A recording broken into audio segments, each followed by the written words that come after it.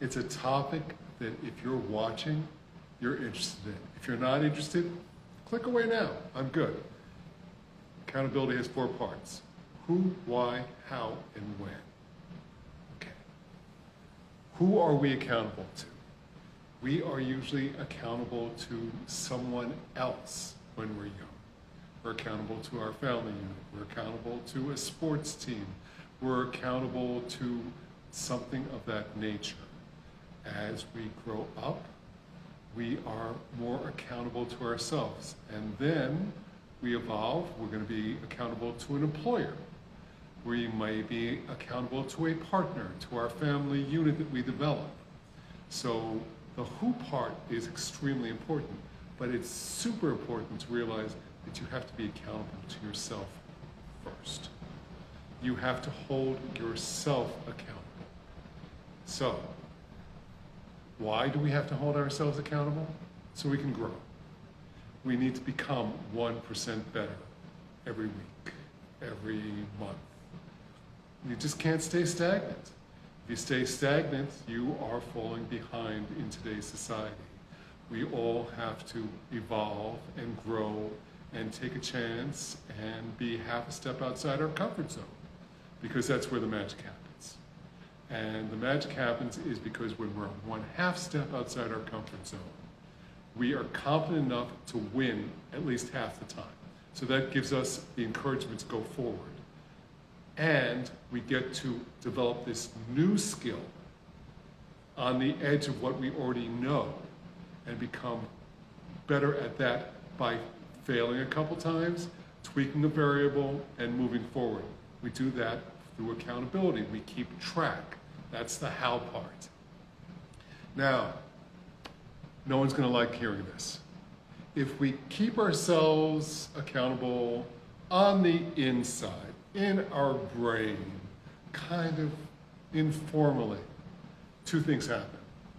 We do not recall our successes or our failures properly, depending on where our mindset level is. So you may feel that you failed more often, or you may not acknowledge your successes. So this is a huge problem. So we need to develop an external system.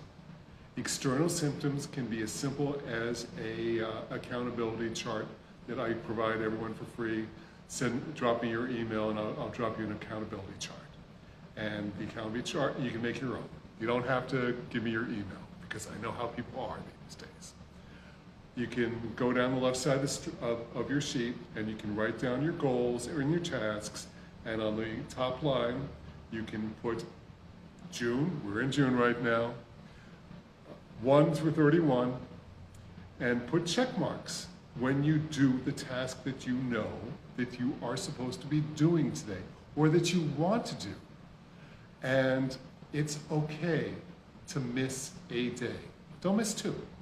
And the reason for it is because we do what we predominantly do. We are lazy as human beings. So if you miss a day, don't beat yourself up, but make sure that you make it good tomorrow. And that's where having the chart comes in handy. Put the chart someplace important to you. Put it on the desk where you put your cell phone every day. You're going to see that. Put it on your refrigerator at home if that's where you visit most often. Put it on your bathroom mirror if that's, something that would help you. It doesn't really matter. What matters is that you actually do track these things. And when? When is the operative term here? When we're first starting a habit, people think that it's a number of days. It takes up to 256 days to form a habit, according to one of my mentors. Some other scientists suggest that it's between 7 and 81 days. I really think it's more about repetitions. So if we can get 10 repetitions in a day for a week, that will be our habit. But if you're going to the gym, you're not going to get 10 repetitions in. You're going to possibly, I know a nut who goes twice a day, but God bless, I don't know how he affords to do that. But most people could actually go to the gym would be once a day. Before work, during lunch, after work, after you get home. After you get home, harder. Why? Because we're lazy. The couch is calling us. The refrigerator is calling us. The dog or the child has had a small emergency, and that's what we're going to do. And then we will not leave the house to go to the gym unless we really are determined to do it. So that's why I suggested it's easy to suggest that we can do the habits that are great. Let's say you could eat an ice cream sundae without any physical consequences. I can't. But let's just say that you could. Now, if you made that your habit, do you think it would be any problem stopping by the ice cream store on the way home every day and having an ice cream sundae? No. That would be a very easy habit to form. Nobody likes going to the gym. Once you get there, it's not so bad. So we need to develop those habits that get us to the gym. Is it packing a gym bag and leaving it in your car? Is it leaving sneakers by the door? Is it keeping your gym clothes in your top drawer, in your dresser? Sure, all those things work. That makes hard habits easier. So, we've broken it down. We need to be accountable to ourselves and others, but ourselves first, because we need to grow. We need to do it externally. And we were talking about when. I want to talk about when just a little bit more.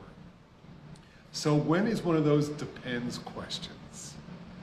If you are making sales calls, perhaps you need to be accountable to yourself every sales call and put 10 stones on your desk and move a stone from the left side of your desk to the right side of your desk when you make that sales call. And that physical manifestation of itself will get you to make that second call because you'll see actual progress.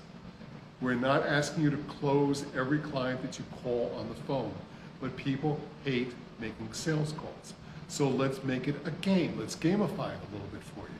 Let's put 10 things on your desk, move them from the left side of the desk to your right side of the desk.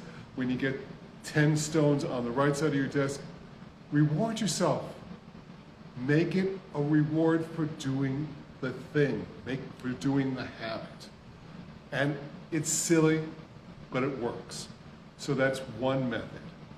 Perhaps you need to put something in your I or your G calendar for every hour and divide up your day that way so that you're not checking email every hour on the hour. It's not a good way for you to get the important tasks done at work.